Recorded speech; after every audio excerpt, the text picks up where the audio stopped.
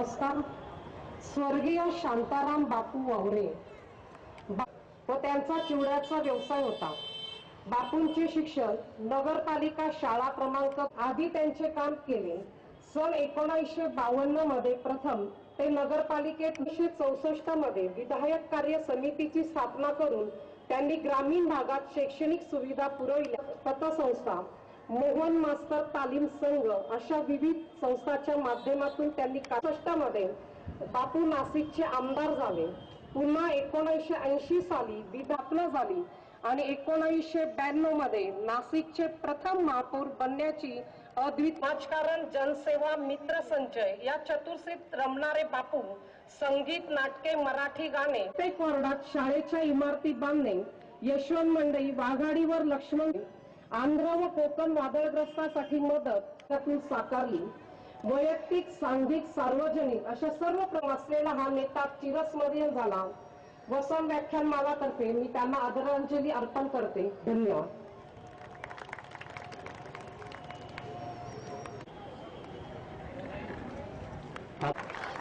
बापूंच्या कन्या छायाताई कडभाने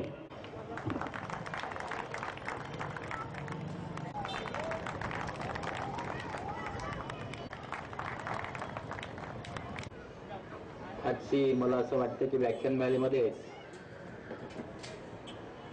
स्वर्गवासी शांताराम बापू वावरे जे आमदार होते आणि महापौर पण होते, त्यांच्या स्मृतिप्रित्यर्थ हे व्याख्यान आहे. आणि त्यांची माहिती सांगत असताना नाशिकच्या भल्यासाठी, नाशिकचा चांगला वाढ व्हावी, नाशिक चांगलं व्हावं यासाठी त्यांनी किती कामं केली. इव्हाना मला असं सांगण्यात आलं की नाशिकचं विकास व्हावा यासाठी मंत्रिपदही त्यांनी स्वीकारलं नव्हतं. अशा मोठ्या त्यागी माणसाच्या आज म्हणजे स्मृतिप्रित्यर्थ मला बोलावलं, त्याबद्दल मी खरंच मनापासून श्रीकांत बेनी यांचे आभार मानतो. वसंत व्याख्यानमालाचे सर्व संयोजक, त्यांच्या मुली, सुना, माझ्या सर्व भगिनी, आपण सर्वजण इथे जमलेले माझे बंधू भगिनी आणि सर्व वडीलधाऱ्या मंडळीला माझा नमस्कार. माझा परिचय करून देत असताना बरेच लांब लचक सांगितलं, तसं तेवढा मोठा मनुष्य मी नाही आहे, कारण मी लहाने आहे आणि लहाने कधी मोठा नसतो. माझा जो विषय आहे हा विषय तसा कठीण विषय आहे. माझा विषय आहे की आपण आरोग्य कसं सांभाळायचं. 5 वर्षापूर्वी मला हा विषय दिला असता तर मी सांगितलं असतं मला डोळ्याशिवाय काही येत नाही. पण आता गेल्या 5 वर्षामध्ये मी डीन म्हणून काम करतो आणि डीन म्हटल्यानंतर सर्व प्रकारचे आजार मी पाहतो आणि सर्व प्रकारचे आजार पाहिल्यानंतर असं माझ्या लक्षात येतं की यामधले जवळपास 80% आजार हे टाळता येणं शक्य आहे. आणि हे 80% आजार कसे टाळायचे आणि त्याचीही फार कठीण असं काही रस्ता नाही आहे. म्हणजे एखादा माउंट एव्हरेस्ट चढावं लागेल आणि मग आजार टाळतील असं नाही सांगणार आहे. जे काही सांगणार आहे मी, आपल्या घरात आपण रोज काही करतो, रोज आपण घरात राहतो, त्याच्यात थोडेसे बदल केले म्हणजे आपण असं म्हणूया की आपल्या रोजच्या वागण्यात 10% बदल केले तर आपलं 80% आपले आजार टाळता येतात. आणि हे टाळायचे कसे? टाळणं तसं कठीण नाही, पण आपला सांगतो. बरेचसे आजार जेव्हा आपण त्याचा वर्गीकरण करतो तर बरेचसे आजार, लहान मुलांचा आजार घ्या, पाण्यामुळे होतात. आपण जे पाणी घेतो त्यामुळे होतात. मग पाणी नेहमी दूषित असतं का? नक्कीच नाही. पाणी बरंचसं आता कॉर्पोरेशन म्हणा किंवा वॉटर सप्लायच्या स्कीम झालेल्या आहेत, त्यामध्ये सगळ्या टेस्ट करूनच ते पाणी आपलं पुरवलं जातं. पण ते पाणी आपण नीटसं स्टोअर करत नाही किंवा नीट वापरत नाही. आणि त्यामुळे आपण पाहतो लहान मुलगा त्याला खूप सारे आजार होतात. ते सर्व आजार पाण्याचे असतात. मग आता हे पाणी लहानपणी लहान मुलाला कसं द्यायचं? लहान बाळाला आपण जर उकळून पाणी पाजलं, अतिशय लहान गोष्ट आहे. पाणी उकळून ठेवलं, ते थंड केलं आणि ते वयाच्या 2 वर्षापर्यंत आपण पाणी त्या बाळाला दिलं, तर बाळाला पाण्यामुळे होणारे 80% आजार टाळता येतात. पण ते पाणी आपण उकळत नसल्यामुळे त्या बाळाला सारखे आजार होतात. मोठ्या माणसात मात्र पाणी कुठलंही पिलं तर आजार होत नाहीत, कमी प्रमाणामध्ये होतात. पण त्यांच्यामध्ये प्रतिकार शक्ती कमी असेल तर आजार नक्की होऊ शकतात. आणि म्हणून त्यांनी देखील पाण्याकडे लक्ष दिलं पाहिजे. म्हणजे कमीत कमी पाणी पित असताना ज्या भांड्यातनं घ्यायचं आहे ते स्वच्छ असावं आणि ते पाणी वेळेवर घ्यावं. त्याचबरोबर जसं पाण्याचं आहे त्याच्यानंतर अन्नाचं आहे. आपण जे अन्न खातो, आपण ज्या ठिकाणी बसलो आहोत इथे गंगामाया गोदावरी नदी आहे, पुढे आता कुंभमेळा आहे आणि इथे सर्व काही आपण पाहणार आहोत. तर यामध्ये अतिशय लहान लहान गोष्टी सांगतो. आपल्याकडे उपवास केले जातात. मी उपवासाच्या विरोधात नाही, मीही सोमवारचा उपवास करतो. सोमवारचा उपवास करण्याच्या मागे माझा अभ्यास आहे. तो अभ्यास असा आहे की इतर देव आपण विष्णू पाहूया, फार लिहून ठेवतात, लहान लहान गोष्टी लिहितात आणि कडक देव आहे. महादेव इतका सुंदर देव आहे, मनामध्ये आलं सगळं माफ, नाही आलं कायम वर. म्हणून त्याची मी दर सोमवार करतो. पण आपल्याकडे जेव्हा 2 जेवणाचं अंतर हे 8 ते 10 तास होतं, म्हणजे आपण सकाळी जेवण करतो आणि त्यानंतर रात्री जेवण करतो, किंवा आपण सकाळी जेवण करत नाही आणि रात्री जेवण करतो. तर यामध्ये आपल्या शरीरामध्ये जी लाळ उत्पन्न होते, पचन करायची जी केमिकल शक्ती असते आपल्या शरीरामध्ये, ती उत्पन्न होतच असते. पण ती उत्पन्न झाल्यानंतर ऍसिड, म्हणजे जसं लिंबाचा रस असतो तसं ते ऍसिड रूपाने आपल्या शरीरामध्ये राहते. आणि जेव्हा हे ऍसिड आपल्या शरीरामध्ये लिंबाच्या स्वरूपाने राहतं, आपण पहा आपलं लिंबू एका भांड्यात ठेवा आणि 3-4 दिवसांनी ते भांडे बघा, त्या भांड्याचा रंग बदललेला असतो. का? कारण ते लिंबाचं जे ऍसिड आहे ते ऍसिड त्याच्यावरचा रंग काढून टाकतं. रंग काढणे म्हणजे काय? वरचा लेयर आहे, वरचा जो तो निघून जातो. तसंच आपण जेवण नाही केलं तर त्यामध्ये जे ऍसिड आहे ते ऍसिड आपल्या ज्या पचन संस्था आहे, आपण पोट म्हणतो, आपण जे पोट म्हणतो, तर हे पोट 4 भागामध्ये त्याचे डिव्हिजन्स असतात. पुढचं पोट असतं, त्याच्या खाली ड्युओडेनम असतं, इंटेस्टाईन मोठं, बारकं आणि रेक्टम, असे त्या संस्था आहे. या प्रत्येक संस्थेमध्ये वेगवेगळ्या प्रकारचं पचन क्रिया केली जाते. आणि यामध्ये आपण समजा उपाशी राहिलो 8 तास ते 10 तास, या उपासाने आपल्या शरीराला खूप साऱ्या व्याधी होतात. आपण असं पाहतो की एकदा असं झाल्यानंतर बऱ्याचशा लोकांना खूप ढेकर येतात. आपण पाहतो सारखे ढेकर देत असतात. हे गॅसेस आणि ऍसिडिटी दोन्हीचा प्रकार आहे. तर आपण समजा आपलं पचन संस्था चांगली ठेवायची असेल तर 2 गोष्टी केल्या पाहिजे. एक, पाणी वेळेवर पिलं पाहिजे आणि नुसतंच पाण्याचा घोट पिला नाही पाहिजे. पाणी कधी प्यावं यामध्ये वेगवेगळे प्रवाह आहेत. कोणी सांगतं की जेवण केल्यानंतर अर्ध्या तासाने पाणी प्या. हे सांगणं का बरोबर आहे? कारण आपल्या पोटामध्ये अन्न गेलं आहे आणि ते अन्न गेल्यानंतर आपलं पोट भरलेलं आहे. अशा वेळेस आपण तेव्हाच पाणी पिलं तर हे पाणी अन्न पातळ करतं आणि अन्न पचन न होता खाली जाऊ शकतं. दुसऱ्या पोटामध्ये त्याचं नाव आहे डिओडिनम. आणि म्हणून शक्य झालं तर 30 मिनिटांनी उशिरा जेवल्यानंतर ज्यांना खूप तहान लागत असेल त्यांनी जेवण्यापूर्वी पाणी प्यावं.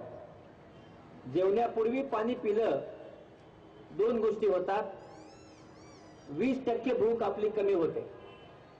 आपली जी भूक आहे ती 20% कमी होते आणि ते पाणी जे आहे ते पाणी पिल्यामुळे पुढे तहान लागत नाही. समजा ज्यांना खूप तहान लागत असेल त्यांनी जेवण केल्यानंतर किंवा जेवताना ताक घेणं शक्य असेल तर ताक घ्यावं, दही घ्यावं. आणि हे घेतल्याने पचन प्रक्रियेला, कारण ऍसिड आहे ते आंबटला ऍसिड म्हणतो आपण, ते मदत करतं. पण पाणी थोडस उशिरा प्यावं. आणखी एक गोष्ट असं आहे की आपण अशी बाटली तोंडाला लावतो आणि संपूर्ण बाटली पिऊन टाकतो. तशी पिऊ नये. त्याचं कारण असं आहे की ही पीत असताना आपल्या शरीरामध्ये त्याच्याबरोबर हवा पण जात असते आणि पाणी पण जात असते. आणि पाण्यामध्ये जेव्हा हवा जाते तेव्हा त्याचा एक बबल तयार होतो आणि हा बबल बाहेर येत नाही आणि मग आपलं पोट आपलं गच्च झाल्यासारखं वाटतं, पचन झालेलं नाही असं वाटतं. हे पोट गच्च होणे म्हणजे काही नाही आहे, आपण खूप जोरात पाणी पिलं आहे आणि म्हणून हे पोट गच्च झालं आहे. पित असताना हळूहळू आपण पाणी पिलं पाहिजे. म्हणजे आपण मी एकच घोट प्या असं नाही म्हणणार आहे. 2-3 घोट प्या, ग्लास बाहेर काढा तोंडाच्या, पुन्हा 2-3 घोट प्या, असं करून, किंवा छोट्या ग्लासाने पाणी प्या. सर्वात सोपं काही असेल, जसं कप असतो आपला कप, तसं कप सारखा ग्लास घ्यायचा आणि त्या ग्लासाने आपण पाणी घ्यायचं. असं आपण केल्याने पहा, आता एकतर मी पाण्याबद्दल सांगत असताना जेवण सांगितलं. प्रत्येक 6 तासाने, मधुमेह असो किंवा मधुमेह नसो, 6 तासाने आपण जेवण केलं पाहिजे. फारच जास्त खावं असं माझं मत नाही. जेवढं ते आपल्याला खायचं आहे, जेवण करत असताना संपूर्ण पोट आपली भूक जाईल एवढं जेवायचं नाहीये. आणि हे आपण जर कमी जेवण केलं तर आपल्याला ते पचन होतं आणि बरेचसे आपले आजार टाळता येतात. म्हणून लहानशी गोष्ट आहे, आपल्या रोजच्या जेवणामध्ये आपल्याकडे फार सांगितलं जातं मला रात्री जेवायची सवय आहे. ते 100% चूक आहे. मला सकाळीच खायची सवय आहे, 100% चूक आहे. एकदाच जास्त जेवणे याचे काय दुष्परिणाम होतात मी आपल्याला समजावून सांगतो. एकदाच जास्त जेवल्याने, समजा आपण रात्री जेवलो, रात्री 10 वाजता, सरांची जवळपास 80% ते 90% लोक रात्री 10 वाजता खूप जेवतात. मी त्यांना नेहमी सांगत असतो की रात्री 10 वाजता जेवणे म्हणजे ती शुगर फॅक्टरी आहे आपल्या शरीरातली. शुगर फॅक्टरी कशी, की जेवल्यानंतर जे त्याचं शुगर निघणार आहे, त्याच्यामधनं कार्बोहायड्रेट निघणार आहेत, हे कार्बोहायड्रेट डायरेक्ट रक्तात जाणार आहेत. त्यावेळेस आपले परिश्रम शून्य आहेत, कारण आपण झोपलो आहोत आणि परिश्रम शून्य आहेत. आणि ते परिश्रम शून्य असल्यामुळे हे जी साखर आहे, हे कार्बोहायड्रेट आपल्या सर्व शरीरात जातात. आणि म्हणून रात्री 10 वाजता उशिरा जे लोक जेवण करून फारच जागले तरी 12 वाजता झोपतील, अशी जी माणसं झोपतात त्यांना रात्री कमी जेवणाऱ्यापेक्षा 5 पट मधुमेह होण्याची शक्यता असते. म्हणजे अशा माणसांना त्यांच्या अनुवंशामध्ये मधुमेह नसेल तरी मधुमेहाचा आजार होऊ शकतो.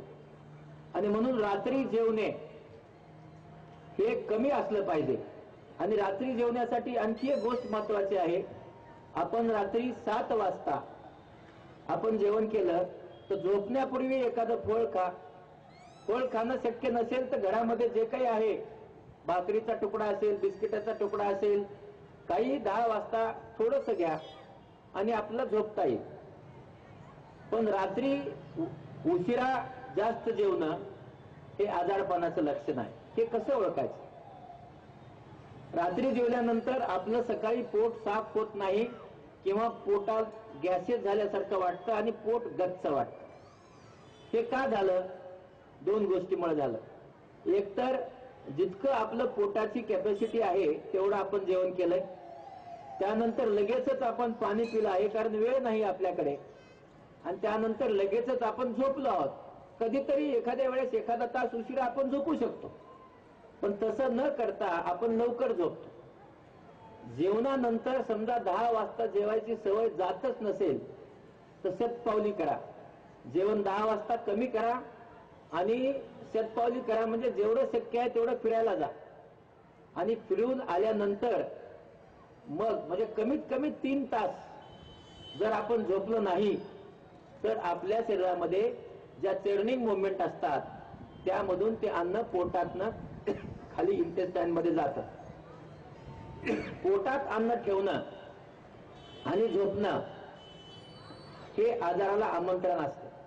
अन्न पुढचं जे स्टमक आहे, पोट आहे, त्याच्या खाली गेलं पाहिजे आणि त्याच्यानंतर आपण झोपलं तर आपल्यामध्ये पचन चांगलं होऊन सकाळी आपल्याला हलकं वाटतं आणि आपला संपूर्ण दिवस चांगला जातो.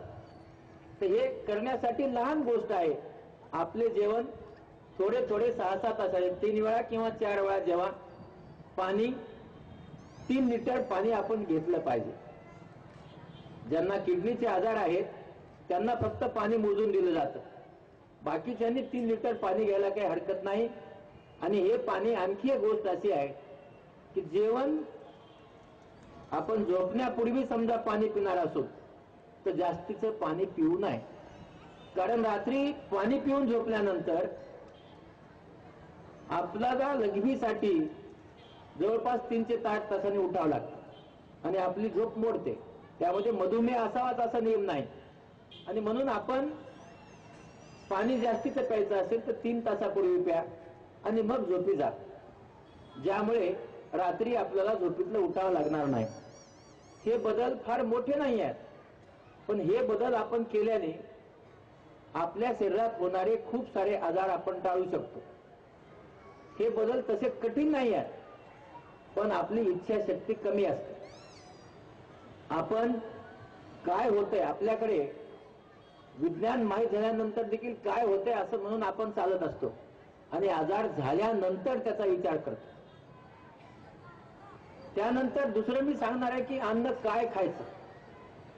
आपल्याकडे मी एक उदाहरण सांगतो. मागच्या मे महिन्यामध्ये एक 16 वर्षाचा मुलगा, चांगला मोठा होता, धष्टपुष्ट होता. तो जे रुग्णालयामध्ये आजीला घेऊन आला.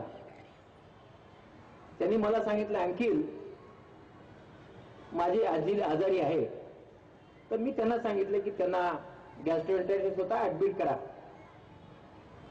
कटिंग करण्यासाठी गेलो. आल्यानंतर हा 16 वर्षाचा मुलगा मला सांगतो, uncle I have chest pain. इंग्रजी बोलायचा. माझी छाती दुखती आहे. आता पहा, जे रुग्णालयाची कॅज्युअलिटी आहे तिथे 3 डॉक्टर, म्हणजे हाडाचे डॉक्टर, सर्जरीचे डॉक्टर, मेडिसिनचे डॉक्टर बसलेले आहेत. CMO RMO असे 5 डॉक्टर आहेत. मी स्वतः तिथे उभा आहे आणि एक 20 पावलावर कॅज्युअलिटी आहे. 20 पावलं घेऊन जाऊन त्याला झोपवलं आणि एक 2 मिनिटांमध्ये ECG काढलं. ECG सरळ आला, म्हणजे हृदय बंद पडलं. आम्ही सर्व प्रयत्न केले पण आमच्या प्रयत्नाला यश आलं नाही आणि त्या मुलाचा मृत्यू झाला. त्याचे आई वडील काश्मीरला गेले होते. मी आल्यानंतर त्यांना विचारलं, बाबा असं काय झालं? त्यांनी मला जे सांगितलं ते आपल्या सर्वांचं, आपल्या मुलांचं आज झालं आहे आणि म्हणून आजार आपल्याकडे वाढत चालले. काय झालं आहे? त्यांनी सांगितलं की गेल्या 8 वर्षामध्ये या मुलांनी घरचं जेवण केलेलं नाही. 8 वर्षे घरी जेवायचं असेल तरी पिझ्झा, बर्गर किंवा हॉटेलमधलंच मागवून खाल्लेलं आहे. गेल्या 8 वर्षामध्ये या मुलांनी पाणी पिलं नाही, म्हणजे पेप्सी, कोला किंवा काही हेच पिलेलं आहे. आणि म्हणून त्या मुलाचं कोलेस्ट्रॉल खूप वाढलं होतं. 2500 इतकं कोलेस्ट्रॉल वाढलं होतं 16व्या वर्षी. आणि म्हणून रक्तवाहिन्या बंद पडून आपण कार्डियाक अरेस्ट म्हणतो ते होऊन त्याचा मृत्यू झाला. आपल्याकडे आज जी संस्कृती आपली बनत चाललेली आहे, दोन गोष्टी आहेत. एक तर शिक्षण झालं, सर्व सुना मुली नोकरीला गेलेल्या आहेत आणि संध्याकाळी त्यांनीही नवऱ्या इतकंच पती एवढंच काम केलं आहे, कंटाळा येतो आणि मग आपण विचार करतो की संध्याकाळी आपण बाहेर जेवायला गेलं पाहिजे. बाहेर जेवायला जेणं चुकीचं नाही, पण तिथे जाऊन आपण काय सांगतो, आपली ऑर्डर असते मटन चिकन काय जे असेल ते, फ्राईड, पिझ्झा, बर्गर, वडा, म्हणजे हे सगळे चमचमीत पदार्थ आपण सांगतो. या सगळ्या चमचमीत पदार्थामध्ये कोलेस्ट्रॉल नावाचा शत्रू दबलेला असतो आणि मग जेव्हा चमचमीत असतं तेव्हा जेवणही आपण खूप करतो. आणि हा कोलेस्ट्रॉल काय करतो, हा कोलेस्ट्रॉल आपलं जे रक्त आहे ते पातळ असतं, प्रवाही, या पाण्यासारखं असतं. या पाण्यासारखं रक्त, या पाण्यामध्ये जेव्हा पाणी गढूळ होतं, आपण पाहतो पुराचं पाणी एखाद्या ओढ्याला आलं एकदम गढूळ होऊन जातं आणि मग तसं जेव्हा गढूळ आपल्या शरीरातलं रक्त होईल तेव्हा त्याचा प्रवाह हळू होतो, प्रवाह फार मोठा राहत नाही. मग हे कसं ओळखायचं, एक साधं गणित तुम्हाला सांगतो, प्रत्येकाला गणित सांगतो. आपण आजार नसताना, ज्यांना आजार नाही आहे, जे वयोवृद्ध झाले नाही आहेत, पण जी माणसं हळू चालतात, हळूहळू चालतात, साधी गोष्ट समजायचं की यांचं कोलेस्ट्रॉल वाढलं आहे का, कारण त्यांचा प्रवाह शांत झाला आहे म्हणून ते हळूहळू चालतात. आणि हे कोलेस्ट्रॉल आपल्या शरीरात जेव्हा जातं तेव्हा आपला प्रवाह हळूहळू होतो, त्याची गुठळी तयार होते आणि ही गुठळी मेंदूमध्ये, हृदयामध्ये, छातीमध्ये किंवा आपल्या किडन्यामध्ये ही गुठळी जाऊन थांबते. ही गुठळी थांबल्यानंतर तिथून पुढे जे रक्तवाहिनी आहे ती बंद पडते आणि आपल्या हाताचं पॅरालिसिस होतं. कशामुळे झालं, अन्न खाल्ल्याने झालेलं आहे. त्यामध्ये रक्तदाबाने होतं असं तुम्हाला कोणी सांगेल, जरूर होतं रक्तदाबाने, पण रक्तदाब होण्याचं कारण ही अन्न आहे. आणि म्हणून आपण जर हे कोलेस्ट्रॉल आपल्या शरीरात जाऊ दिलं नाही तर अशा प्रकारचे आजार आपण पाहतो. हृदयाचा आजार म्हणजे आपला हार्ट अटॅक म्हणतो आपण. हार्ट अटॅक काय आहे, हार्ट अटॅक मध्ये कोलेस्ट्रॉल नावाच्या जे काही आपण घेतो त्याची जी गुठळी आहे, ही गुठळी हृदयातल्या ज्या 3 रक्तवाहिन्या आहेत त्याच्यापैकी एका रक्तवाहिन्या कधी 2ला किंवा 3ला बंद करते आणि बंद केल्यानंतर तेवढी जी वाल आहे हृदयाची तिचं आकुंचन प्रसरण थांबून जातं. थांबणे म्हणजेच हार्ट अटॅक, कारण ते रक्त मग बाकीच्या अवयवांना जात नाही. मेंदू घ्या, किडनी घ्या, लिव्हर घ्या, पोट घ्या, आणि त्यामुळे मग आपला तिथे दुखायला लागतं. त्याला हार्ट अटॅक म्हणतो. हार्ट अटॅक येण्याचं कारण हे कोलेस्ट्रॉल आहे. ते कुठूनही येऊ द्या, काही ठिकाणी अनुवंशिक आजार नक्की असू शकतो, पण 80% ठिकाणी हा आजार होण्याचं कारण आहे आपण खातो ते अन्न. आता हे अन्न आपण जास्त का खातो, कारण हे चमचमीत असतं आणि आपलं जे जीभ आहे या जिभेला पुढचं 1/3 हिस्सा याच्यावर टेस्ट बड आहेत, टेस्ट बड, चव देणाऱ्या ग्रंथी. आणि म्हणून आपण जेव्हा तिथे अन्न ठेवतो तेव्हा ते अन्न चवदार नसेल तर आपली जीभ खुश होत नाही आणि मग ते जे चवदार अन्न आहे ती बघून ती खुश होते. मागे काय चाललंय ती पाहत नाही. तिचं काम आहे अन्न चांगलं आहे मागे ढकलायचं, अन्न चांगलं नाही पुढे ढकलायचं, एवढं काम ते करत असते. पुढे ढकलणे म्हणजे कमी जेवणे. आणि मग हे जे आपण अन्न खातो या अन्नामुळे आपल्या शरीराला ज्या व्याधी होतात त्याच्यावर मी एक छोटीशी म्हण तयार केलेली आहे. ती अशी आहे की जे हे सर्व म्हणजे आपण मटन, चिकन, फ्राईड, मासे किंवा आपण कोळंबी याच्यामध्ये खूप कोलेस्ट्रॉल असतं.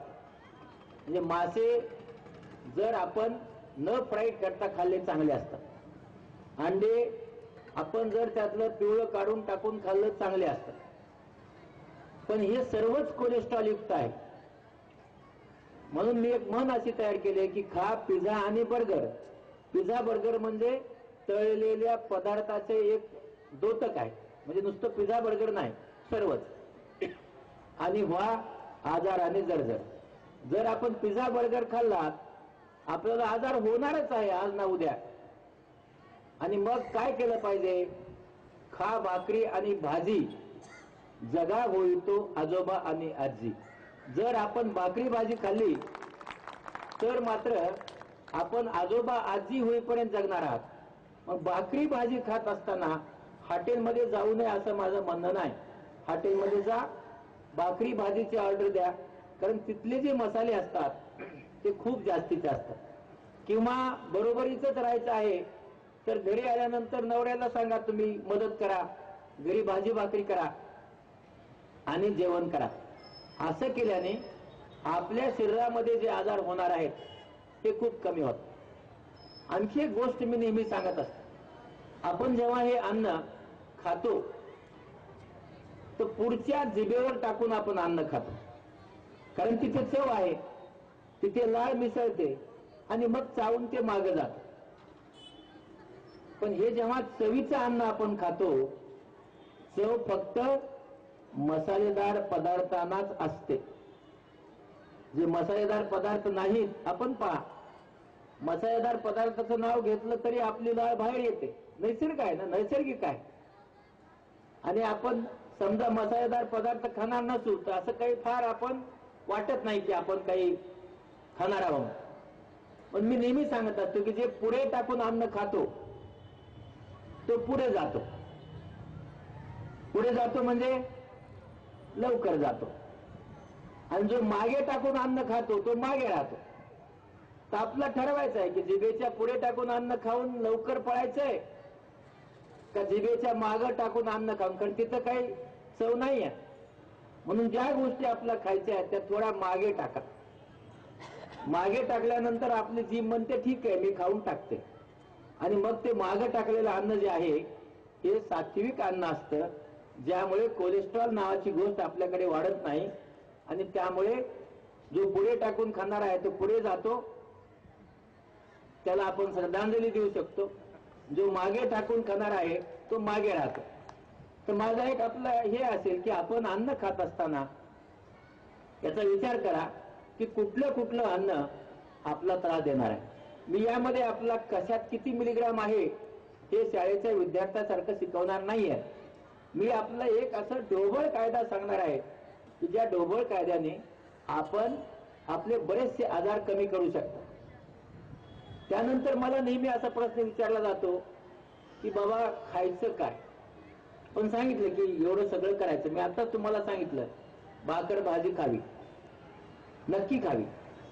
आता काय कधी खावं हे मी आपल्याला सांगणार आणि त्याच्यानंतर मग आजारावर येणार आहे. आपण रात्रीच्याला डाळ, कुठल्याही प्रकारची डाळ जास्त खाऊ नये, पण सकाळच्या जेवणात मात्र डाळ भरपूर घ्यावी. का? त्याच्यामध्ये प्रोटीन असतं. प्रोटीन हे प्रोटीन मिळणं खूप महत्वाचं असतं. आणि म्हणून मोड आलेले धान्य त्याला नंबर 1 आपण प्रोटीन म्हणतो. मोड आलं नसेल तर number 2 second class, first class आणि सेकंड क्लास असे 2 प्रोटीन असतात. ते दोन्ही लागतात. जे व्हेजिटेरियन आहेत अशा लोकांना फर्स्ट क्लास प्रोटीनची फार गरज असते. तर ती मोड आलेल्या डाळीमध्ये ते फर्स्ट क्लास प्रोटीन असतात. त्याच्याबरोबर दुधामध्ये ते फर्स्ट क्लास प्रोटीन असतात, पण त्याची साय काढून टाकून खा. त्याच्यानंतर आणखी एक गोष्ट अशी आहे की जेव्हा हे व्हेजिटेरियन असतात तेव्हा तूप नावाची एक गोष्ट आहे आपल्याकडे. ते तूप सर्व पूर्ण भरल्याशिवाय नाही खायची मला सवय असं म्हणतात. ते खिचडी असो, भात असो, काही असो.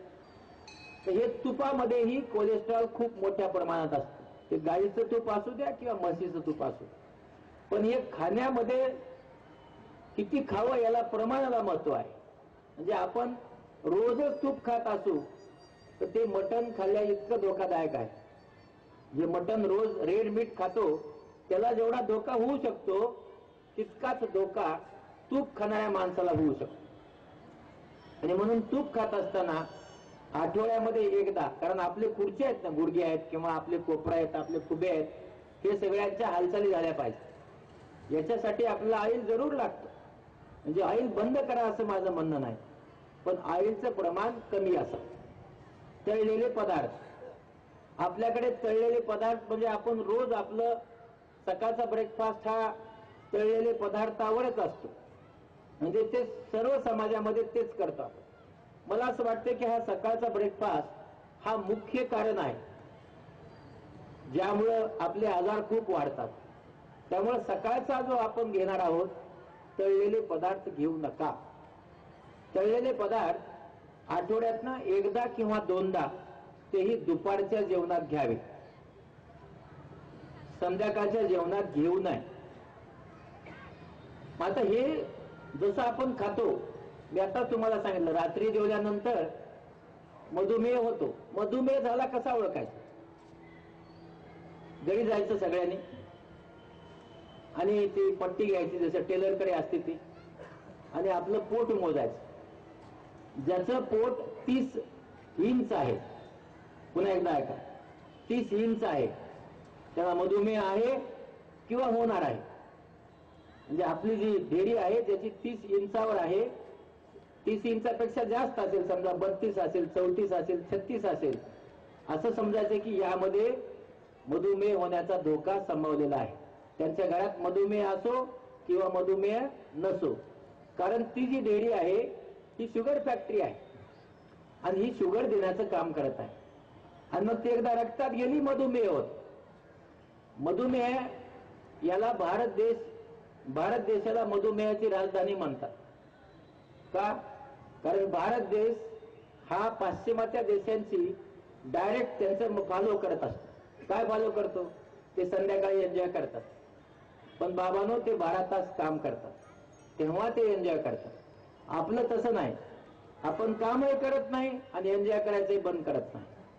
आणि त्यामुळे मग रात्री जेव्हा आपण जास्त जेवतो तेव्हा मधुमेह होतो. पण मधुमेह झाल्यास आपण काय करतो?